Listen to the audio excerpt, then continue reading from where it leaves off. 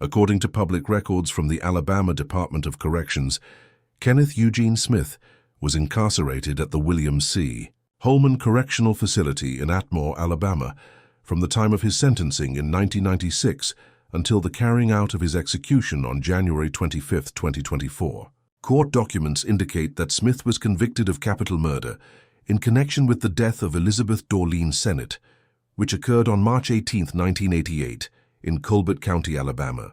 His legal history spanned two separate capital murder trials in 1989 and in 1996, and more than 3 decades of post-conviction appellate proceedings, including a failed lethal injection attempt in November 2022, before his execution was ultimately carried out by nitrogen hypoxia on January 25, 2024. State records show that Kenneth Eugene Smith was born in 1965 and was 22 years of age at the time of the events of March 18, 1988.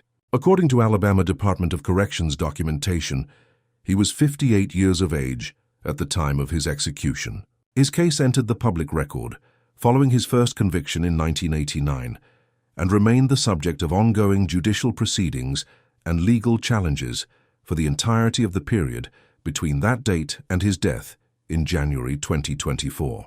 Court documents indicate that the execution of Kenneth Smith on January 25, 2024, marked the first occasion in the recorded history of the United States and of the world in which nitrogen hypoxia was used as a method of execution under an officially sanctioned governmental protocol. According to the Alabama Department of Corrections, the execution was carried out at the William C. Holman Correctional Facility in Atmore, Alabama at 8:25 p.m. Central Time on January 25, 2024. The nitrogen gas delivery was initiated at 7:53 p.m. According to a statement issued by Alabama Department of Corrections Commissioner John Q. Hamm. The method, authorized in Alabama by legislation enacted in 2018, had not been used in any execution anywhere in the world prior to that date. According to public records and court documents, the legal history of Smith's case was marked by a series of procedurally significant developments, including the reversal of his 1989 conviction on cons, the jury's recommendation of life imprisonment, a failed lethal injection attempt in November 2022, extensive legal challenges to the nitrogen hypoxia execution protocol, and a settlement agreement with. These developments place the Smith case among the more legally complex capital cases in Alabama's modern history. This documentary presents an analysis of the case as documented in public court records, trial transcripts, appellate decisions, and official institutional records. All information is attributed to verifiable sources, and the purpose of this presentation is educational, providing an examination of the legal proceedings, institutional history, and execution process associated with a capital case of documented national and international significance. The events from which Kenneth Smith's capital conviction arose occurred in Colbert County, Alabama, in March 1988. Colbert County is located in the northwestern corner of Alabama, in the region known as the Tennessee Valley, along the Tennessee River. According to United States Census Bureau data from the period, the county had a population of approximately 50,000 residents in the late 1980s, concentrated in cities including Tuscumbia, the county seat, and Sheffield, the city in which the principal figures in this case resided. The area is part of the Quad Cities metropolitan region of northwestern Alabama, a community with a character shaped by its industrial and manufacturing history and by the religious and civic institutions that have been central to public life in that part of the state for generations. The circumstances underlying Kenneth Smith's conviction involved a planned and contractual arrangement for the killing of Elizabeth Dorleen Sennett, a 45-year-old resident of Colbert County. According to court documents and trial records, Elizabeth Sennett was the wife of the Reverend Charles Sennett Sr., the pastor of the West Side Church of Christ in Sheffield, Alabama.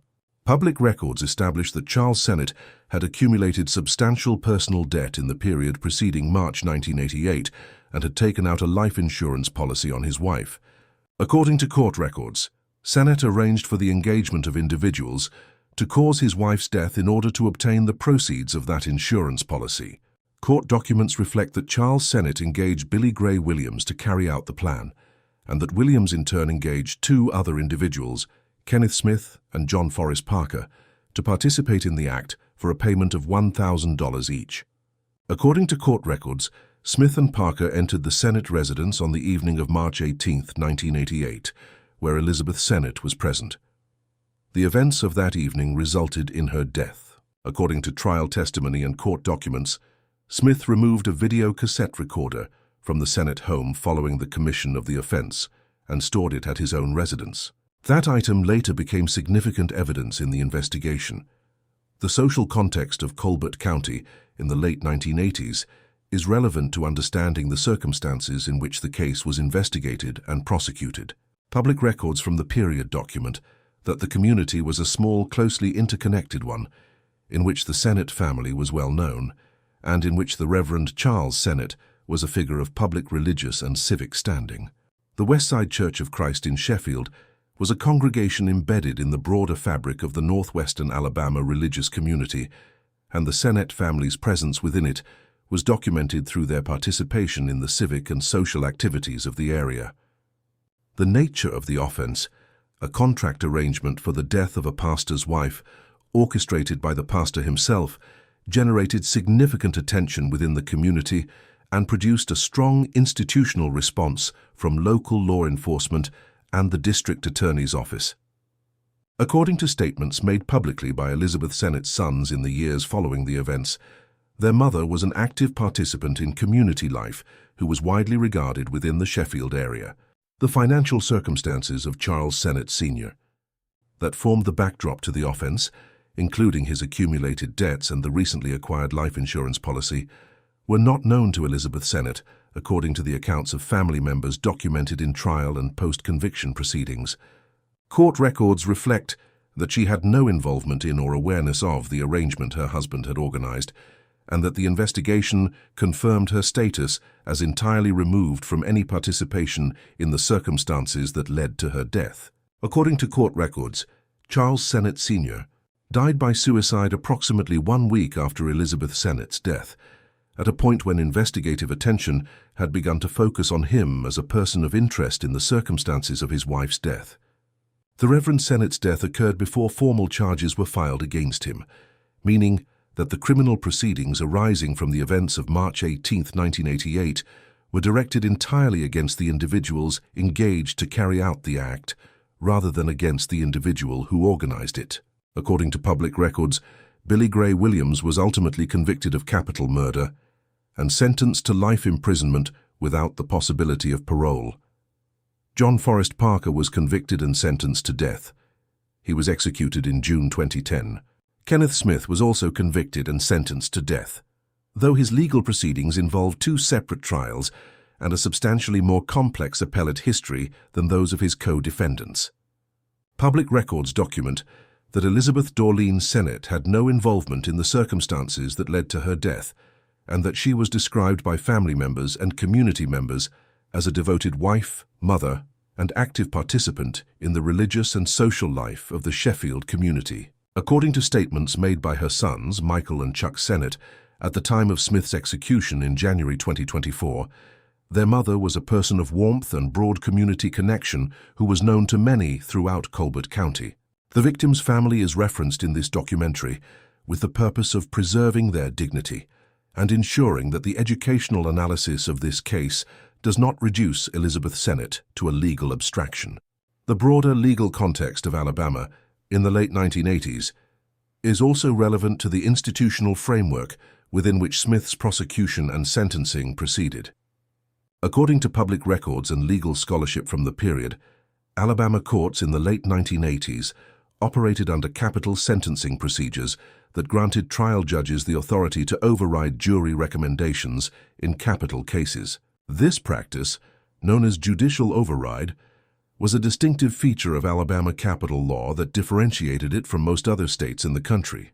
According to legal records, this authority had been exercised both to impose death sentences over jury recommendations of life and, in fewer instances, to impose life sentences over jury recommendations of death.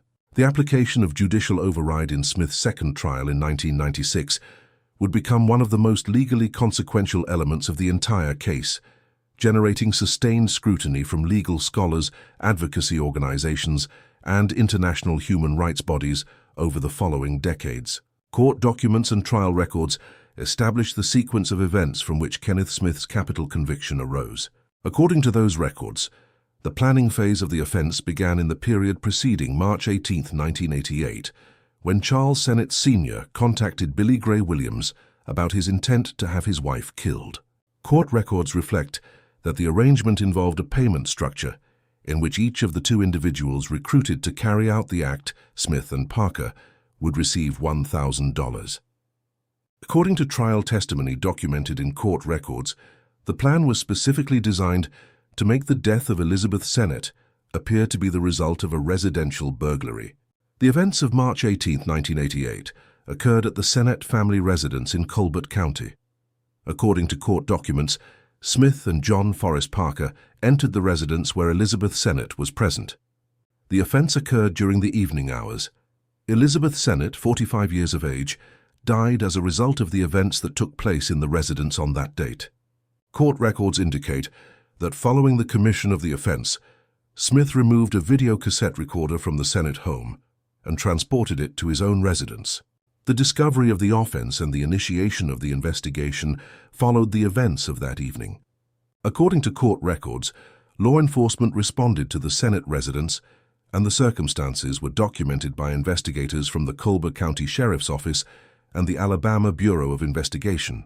The investigative process was initiated with the understanding that the offense had occurred in the context of a residential intrusion, consistent with the manner in which the plan had been designed. According to court records, Charles Sennett Sr. came under investigative scrutiny in the period following his wife's death.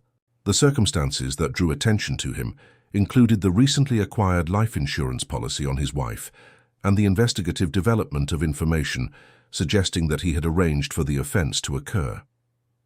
Public records document that Charles Sennett died by suicide approximately 1 week after Elizabeth Sennett's death, at a point when investigators had begun to focus on the circumstances of his potential involvement. His death foreclosed the possibility of criminal prosecution against him. The investigation produced a critical piece of physical evidence through an anonymous informant tip. According to court records, law enforcement received information indicating that the video cassette recorder taken from the Sennett home had been stored at Kenneth Smith's residence. Officers obtained authorization to search Smith's premises, and the recovered item was identified as the property removed from the Sennett home on the evening of March 18, 1988. Court documents reflect that this physical evidence, combined with statements made by Smith to investigators during the course of the inquiry, constituted significant elements of the prosecution's case at trial. Court records document that Smith made statements to law enforcement investigators in the course of the investigation that were later characterized as confessional in nature regarding his participation in the events of March 18, 1988. According to court records from both the 1989 and 1996 trials, these statements were among the most significant pieces of evidence used by the prosecution to establish Smith's involvement and criminal responsibility. The immediate legal consequences of the investigation included the charging of Kenneth Smith and John Forrest Parker with capital murder in connection with the death of Elizabeth Sennett. Billy Gray Williams, the individual recruited by Charles Sennett, and who in turn recruited Smith and Parker, was also charged and convicted, receiving a sentence of life imprisonment without the possibility of parole.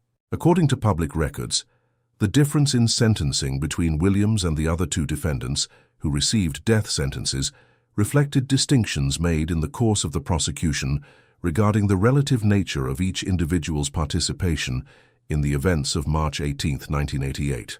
The community impact of the offense in Colbert County was significant in the period following the events of March 1988. According to public records from the period, the circumstances of the case, involving a prominent local religious figure, his wife, and a contractual arrangement for her death, motivated by financial interests, generated sustained public attention in the Quad Cities region of northwestern Alabama, and produced an investigative and prosecutorial response that reflected the serious nature of the charges. The legal proceedings that followed the investigation involved 3 defendants with distinct levels of participation in the offense. According to court records, Billy Gray Williams functioned as the intermediary who received the commission from Charles Sennett and recruited the individuals who carried out the act. Smith and Parker were engaged directly to enter the Sennett residence on the evening of March 18, 1988. According to trial testimony and court documents, the distinction between the role of the recruiter and the roles of those recruited was a factor considered by prosecutors and courts in the varying sentences imposed on the 3 defendants. Williams received life imprisonment without the possibility of parole. Parker received a death sentence and was executed by the state of Alabama in June 2010. Smith received a death sentence at his 1989 trial, had that conviction overturned, was reconvicted in 1996, and spent nearly 3 additional decades on death row before his execution in January 2024. According to court records, the investigation also documented that the plan included an attempt to simulate the appearance of a residential burglary, with the removal of the video cassette recorder from the Sennett home serving as a component of that stage scenario. Investigators later concluded that the staging was not successful in obscuring the nature of the offense, and the anonymous tip that led to the discovery of the device at Smith's residence proved to be the evidentiary link that connected him directly to the crime scene. The convergence of the physical evidence with the statements Smith made to investigators formed the principal basis on which the prosecution constructed its case at both the 1989 and 1996 trials. Court records, post-conviction legal filings, and documentation from institutional sources provide a multifaceted account of Kenneth Smith's background, personal history, and psychological profile across the span of his 35 years in the Alabama correctional system. According to public records, Smith was born in 1965 and was raised in Alabama. He was 22 years of age at the time of the offense of March 18, 1988, placing him in the period of early adulthood that forensic psychology research has consistently identified as characterized by diminished impulse regulation and heightened susceptibility to influence and coercion. Court records from the 1989 and 1996 trials and from post-conviction proceedings do not document any formal diagnosis of a severe mental illness that would have precluded criminal responsibility under applicable Alabama legal standards. According to legal filings and institutional records, Smith's participation in the events of March 18, 1988, occurred in the context of a contractual arrangement in which he was engaged as a paid participant rather than as the originator or organizer of the plan. This structural distinction between the individual who conceived and financed the offense and those recruited to execute it was addressed in the sentencing proceedings and in the subsequent legal challenges that formed a major part of Smith's appellate history. Psychological evaluations submitted in connection with mitigation proceedings at Smith's 1996 trial addressed aspects of his developmental background and psychological functioning. According to legal filings from post-conviction proceedings, Smith grew up in circumstances of economic hardship in Alabama. Post-conviction mitigation evidence, as referenced in appellate filings, included documentation of his family background and the social conditions of his upbringing.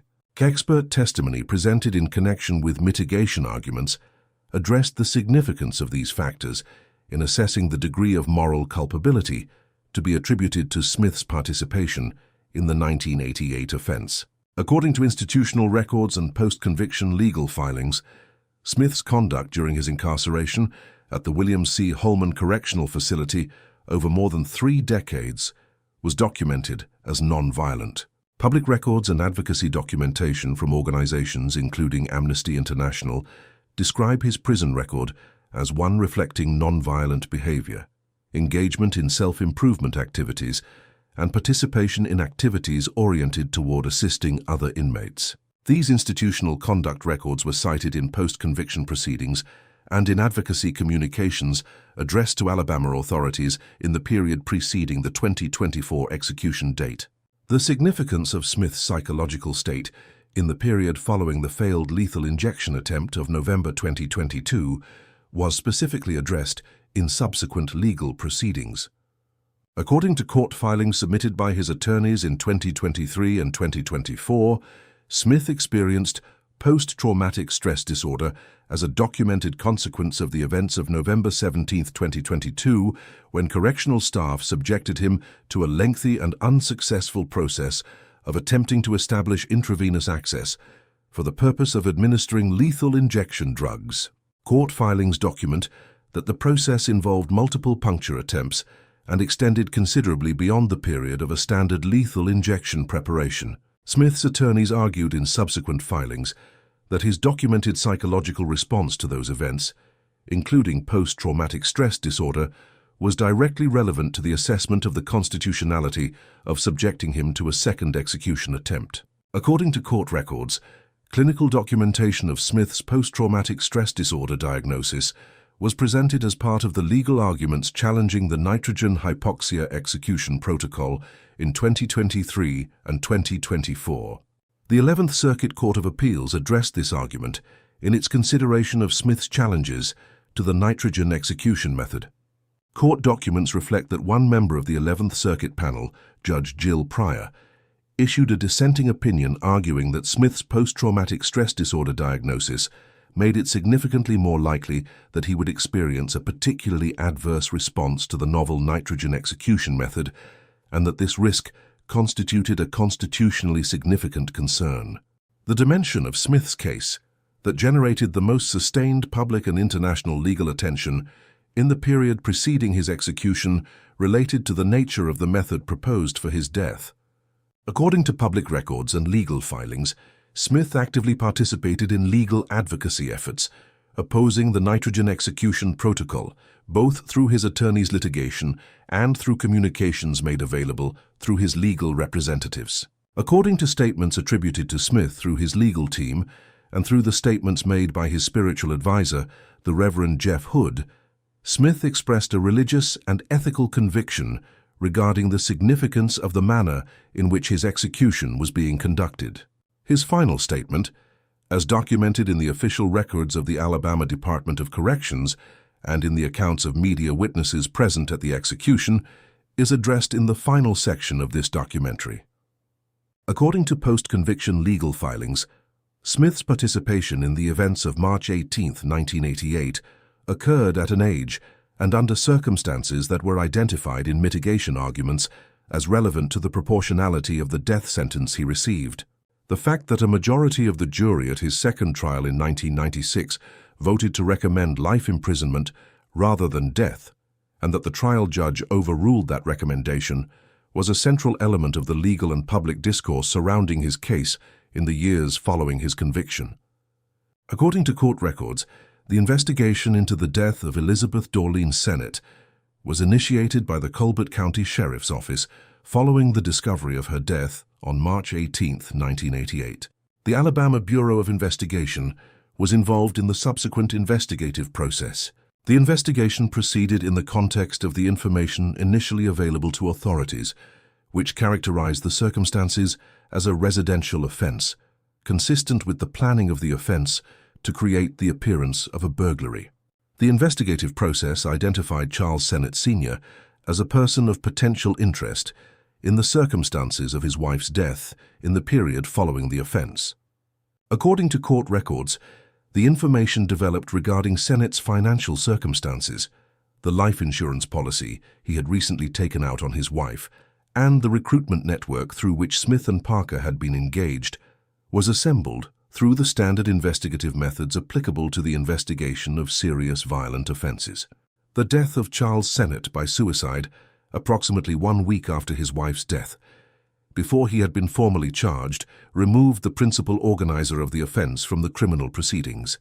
According to court records, the investigation produced critical physical evidence through the recovery of the video cassette recorder that Smith had removed from the Sennett residence on the evening of March 18, 1988. Law enforcement received an anonymous informant tip indicating that the item was being stored at Smith's residence. Officers applied for and obtained authorization to conduct a search. According to court documents, the recovered item was identified as the property of the Sennett family, establishing a direct link between Smith's residence and the crime scene. Court records document that Kenneth Smith made statements to investigators in the course of the inquiry that constituted admissions regarding his participation in the events of March 18, 1988. These statements were recorded and documented in the investigative record. According to court documents from both the 1989 and 1996 trials, the statements were among the primary pieces of evidence used by the prosecution to establish Smith's criminal responsibility. Smith's attorneys later challenged the circumstances under which the statements were obtained, arguing that the search warrant executed at his residence did not provide legitimate legal authority for the scope of the search conducted, and that evidence derived from it should have been excluded. According to court records, these arguments were addressed in the appellate proceedings that followed Smith's first conviction. The arrest of Kenneth Smith followed the development of the investigative evidence, including the physical recovery, the informant information, and the recorded statements. He was charged with capital murder in Colbert County in connection with the death of Elizabeth Sennett. John Forrest Parker was also charged and arrested in connection with the same offense. Billy Gray Williams, who had organized the recruitment of Smith and Parker on behalf of Charles Sennett, was separately charged and prosecuted. According to court records, Smith was tried for the first time in 1989 in Colbert County. The 1989 trial resulted in a conviction of capital murder and a sentence of death. According to appellate court records, that conviction was subsequently reversed on constitutional grounds by the Alabama Court of Criminal Appeals. The basis for the reversal was a finding that the prosecution had engaged in practices that constituted unconstitutional discrimination in the selection of jurors, specifically in the exclusion of African American individuals from the jury through the use of peremptory challenges, in a manner that was found to violate the constitutional standard established by the United States Supreme Court. This constitutional violation, found on direct appeal, required that a new trial be conducted. The reversal of the 1989 conviction on the grounds of discriminatory jury selection was consistent with a pattern that courts across the United States were addressing in the late 1980s and early 1990s, following the United States Supreme Court's 1986 decision in Batson v. Kentucky, which established the constitutional prohibition against the racially discriminatory use of peremptory challenges. According to legal records, the reversal of Smith's initial conviction was not a finding of innocence but a procedural determination that the jury selection process had violated constitutional guarantees, requiring that the trial be conducted again before a properly selected jury. This distinction between a procedural reversal and an innocence determination was subsequently relevant to the framing of arguments in Smith's post-conviction proceedings. According to appellate court records, the 1989 conviction was reversed by the Alabama Court of Criminal Appeals on constitutional grounds arising from the prosecution's conduct during jury selection. The court determined that the prosecution had employed peremptory challenges to exclude African American individuals from the jury in a manner that violated the constitutional standard established by the United States Supreme Court in Batson v.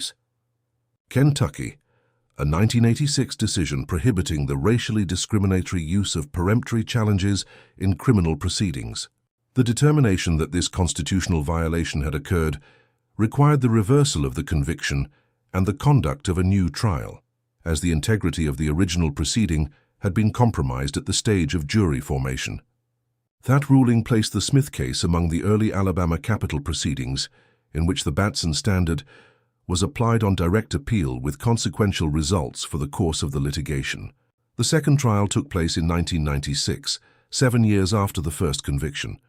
According to court records, Smith was again tried in Colbert County and was again convicted of capital murder by the jury. The 1996 trial concluded with a guilty verdict on the capital murder charge, placing the case in the sentencing phase for the jury's determination of the appropriate penalty. The capital murder trial of Kenneth Eugene Smith that resulted in his final conviction was conducted in 1996 in Colbert County, Alabama. According to court records, this was Smith's second trial for the capital murder of Elizabeth Dorleen Sennett, following the reversal of his 1989 conviction on constitutional grounds relating to the prosecution's use of peremptory challenges in jury selection. The 1996 proceedings took place before Circuit Judge Pride Tompkins, who presided over both the guilt phase and the sentencing phase of the trial. The prosecution's case in the 1996 trial was built on the evidence developed and refined through the investigative record and the earlier trial proceedings. According to court records, the prosecution presented physical evidence, including the video cassette recorder recovered from Smith's residence, connecting him materially to the Sennett home on the date of the offense. The prosecution also presented the statement Smith had made to investigators in the course of the original inquiry, which court records characterize as admissions of his participation in the events of March 18, 1988. Testimony regarding the contractual nature of the arrangement, including the $1,000 payment to each of the recruited participants, was presented as evidence of the premeditated and deliberate character of the offense. According to court records, the prosecution established the factual narrative of the offense through testimony addressing the recruitment network organized by Charles Sennett, the participation of Billy Gray Williams in engaging Smith and Parker, and the plan to make the offense appear to be a residential burglary.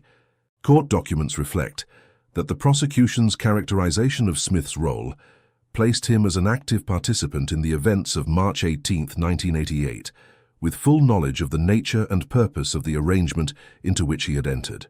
The prosecution argued that this knowledge and participation established the elements of capital murder under Alabama law as it applied to the circumstances of the case. The defense strategy in the 1996 trial addressed both the factual elements of the prosecution's case and the circumstances relevant to the determination of the appropriate sentence. According to court records, the defense challenged the admissibility of the evidence recovered from Smith's residence, arguing that the search warrant did not provide adequate legal authority for the scope of the search. These arguments were addressed by the court in rulings on the admissibility of the evidence, and the trial proceeded with the recovered physical evidence and statements as part of the prosecution's case. The defense also addressed the mitigating circumstances relevant to the sentencing determination, including Smith's age at the time of the offense and the structural distinctions between his role and that of the individual who had organized and financed the arrangement. According to court records, the jury in the 1996 trial returned a verdict of guilty on the charge of capital murder following deliberation. The case then proceeded to the sentencing phase, which is conducted separately under Alabama capital sentencing law. In the sentencing phase, the jury was presented with both aggravating and mitigating factors relevant to the determination of whether the appropriate sentence was death or life imprisonment without the possibility of parole. According to court records, defense counsel presented mitigation evidence including information about Smith's background, his age at the time of the offense, and the circumstances of his participation as a recruited participant rather than the organizer of the offense. The jury in the sentencing phase returned a recommendation of life imprisonment without the possibility of parole. According to court records, the vote was 11-1 in favor of the life sentence recommendation, with only one juror supporting the death sentence. Under Alabama law as it existed at the time of the 1996 trial, trial judges possessed the authority to override jury sentencing recommendations in capital cases, a practice known as judicial override. Judge Pride Tompkins exercised this authority and declined to follow the jury's recommendation. According to court records, the judge imposed a sentence of death, citing the nature of the offense and the circumstances of Smith's participation. The exercise of judicial override in Smith's case became a central element of the legal and public discourse surrounding his case in the years following the sentencing. According to legal scholarship and advocacy documentation, Alabama was one of a small number of states that permitted judicial override in capital sentencing at the time of Smith's second trial. The Alabama legislature abolished the judicial override practice in 2017, but the legislation was not made retroactive. Accordingly, Smith's death sentence, which had been imposed through judicial override in 1996, contrary to an 11-1 jury recommendation of life imprisonment, remained in effect notwithstanding the subsequent elimination of the practice that had produced it. According to post-conviction legal filings and advocacy communications, this aspect of Smith's case was among the elements most frequently cited by legal professionals and human rights organizations as a significant procedural concern. One juror from the 1996 trial, identified in public records as Brenda Bethune, later stated publicly that she had voted in favor of the life imprisonment recommendation and that she opposed the execution of Smith. Her public statement was cited in advocacy communications in the period preceding the 2024 execution date. Her juror's public opposition to the execution of a defendant she had helped convict was identified in legal and advocacy commentary as reflecting the significance of the judicial override practice and its impact on the outcome of Smith's case. The death sentence imposed on Kenneth Smith by Circuit Judge Pride Tompkins in 1996 through the exercise of judicial override contrary to the jury's 11-to-1 recommendation of life imprisonment was subject to mandatory direct appeal to the Alabama Court of Criminal Appeals and subsequently to the Alabama Supreme Court. According to court records, the direct appeal proceedings addressed the constitutional and evidentiary issues raised by the defense, including the challenges to the search warrant and the admissibility of the recovered evidence. The Alabama courts affirmed the conviction and sentence on direct appeal. Post-conviction habeas corpus proceedings were filed in both state and federal courts, addressing multiple grounds for relief over the years following the conclusion of direct appeal. According to court records, the constitutional challenges presented in those proceedings addressed the judicial override practice and its application to Smith's case, the circumstances of the original 1989 investigation and prosecution, and broader challenges to conditions of confinement and sentencing procedures. These proceedings produced a sustained record of appellate litigation that continued until the period immediately preceding the execution. The case took a procedurally significant turn on November 17, 2022, when Smith was transported to the death chamber at the William C. Holman Correctional Facility for execution by lethal injection. According to public records and court documents, the execution team encountered difficulty in establishing the intravenous access required for the administration of the lethal injection drugs.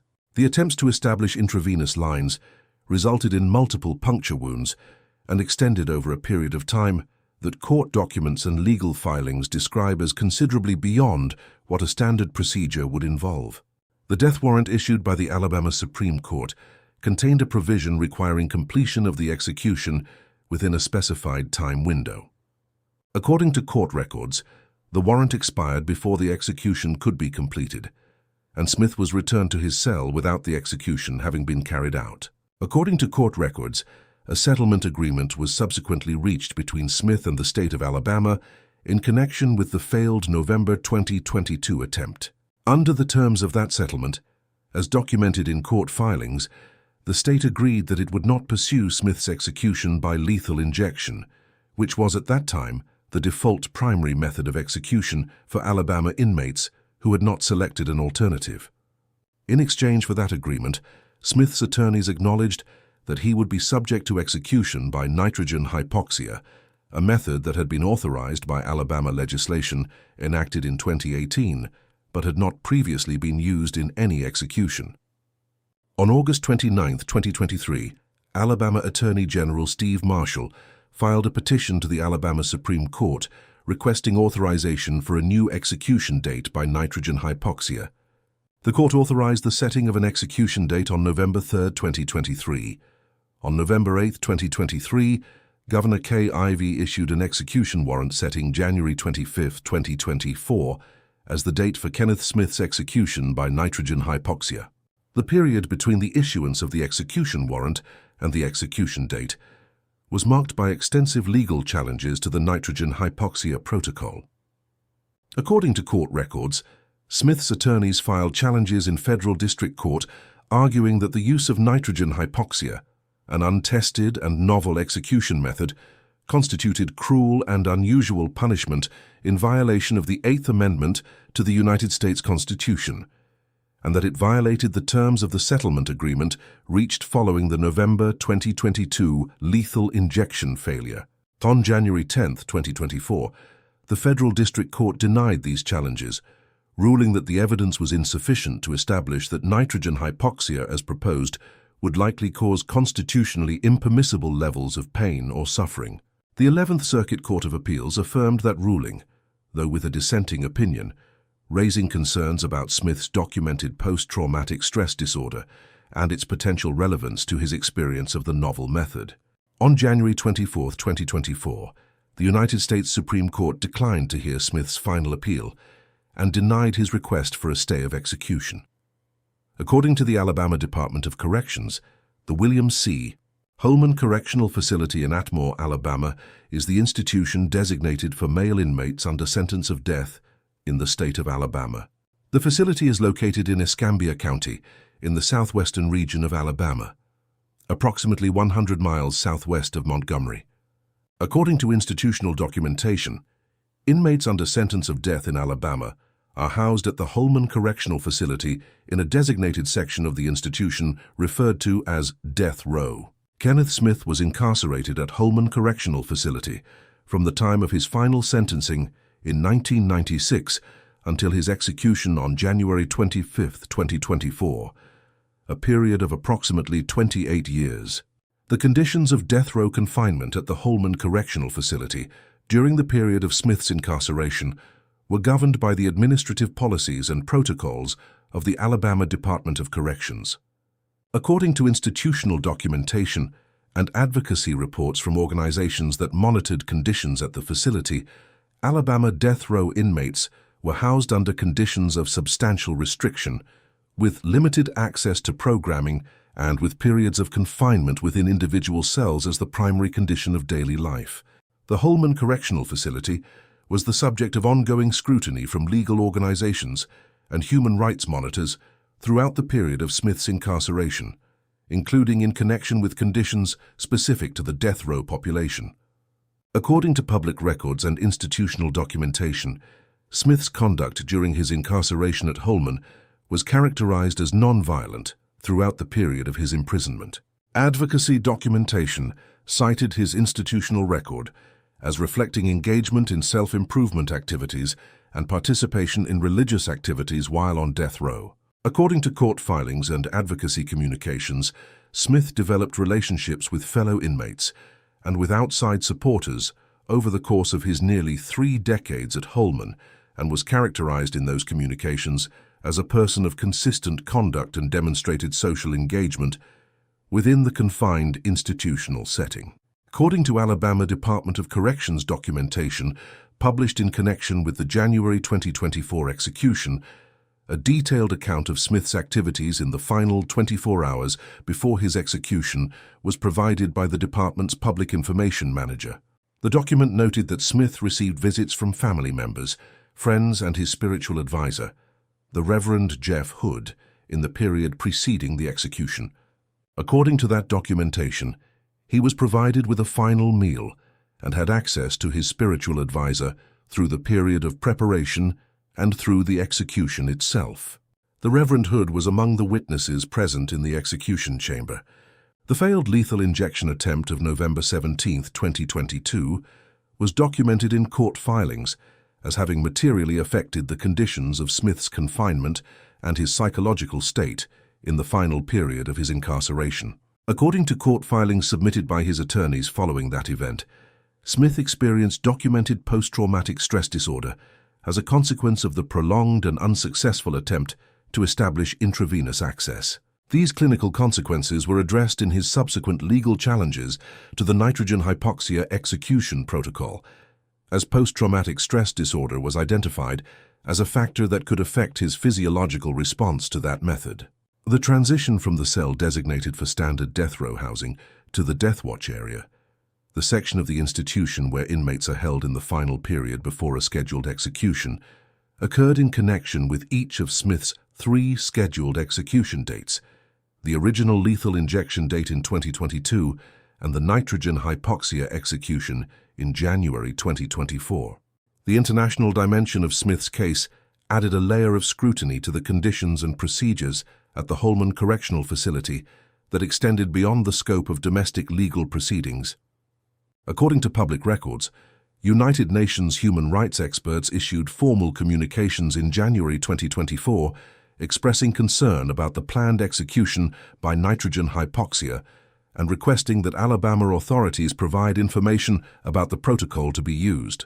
According to United Nations Office of the High Commissioner for Human Rights documentation, 4 special rapporteurs submitted formal correspondence to the United States government prior to the execution, identifying concerns about the potential for the untested method to cause suffering in violation of international human rights standards. These communications were acknowledged in public records but did not produce a stay of the execution. Kenneth Eugene Smith was executed at the William C. Holman Correctional Facility in Atmore, Alabama, on January 25, 2024, by nitrogen hypoxia. According to the Alabama Department of Corrections, the nitrogen gas delivery was initiated at 7:53 p.m. Central Time on that date. Commissioner John Q. Hamm stated in a press briefing following the execution that Smith was pronounced deceased at 8:25 p.m. Central Time, and that the nitrogen mask was kept in place for approximately 5 minutes after the point at which he was determined to have expired. According to the official Alabama Department of Corrections records and the accounts of media pool witnesses present at the execution, Kenneth Smith delivered a final statement prior to the administration of the nitrogen. According to records of his final statement, as documented in press pool reports and subsequently confirmed through official Alabama Department of Corrections procedures, Smith said, "Tonight, Alabama caused humanity to take a step backward. I'm leaving with love, peace, and light. Thank you for supporting me. Love all of you." According to pool media witnesses present, he also directed an "I love you" gesture in sign language toward those in attendance as a witness. Following the delivery of his final statement and the initiation of the nitrogen gas delivery, press pool witnesses documented that Smith exhibited movement on the gurney during the period following the gas administration. According to pool reports, the witnesses observed visible physical movement for a period they characterized as several minutes following the start of the procedure.